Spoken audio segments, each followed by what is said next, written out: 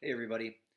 I had a little reminder the other day in a training session on how sometimes workouts are just a little bit harder than it seems like they should be. And sometimes that's just the way it is.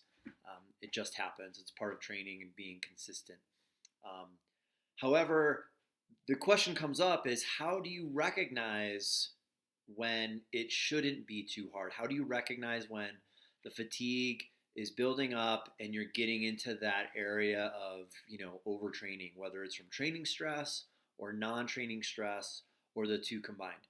There's a couple of things that you should be paying attention to, your coach should be paying attention to ongoing on a daily basis to make sure that the fatigue isn't too high.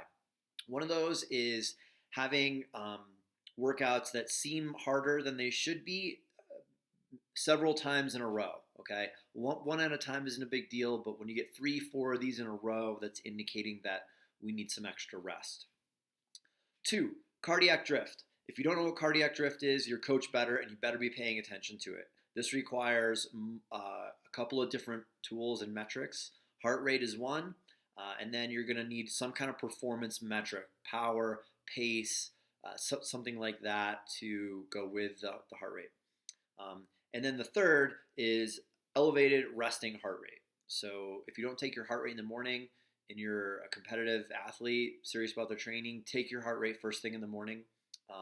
There are some other things that can affect this that you need to be aware of and pay attention to, but it's a good thing to monitor on a daily basis. So if it starts to go off a little bit, you can note that in your training. Now, one of these things by itself might not indicate that you're overtraining and need to take a week off, but if you pay attention to these things and two or three of these things all at once are telling you that this is elevated, cardiac drift is pretty high, perceived exertion's higher, this is happening a couple days in a row, that you're definitely in need of some extra rest that might not necessarily be planned.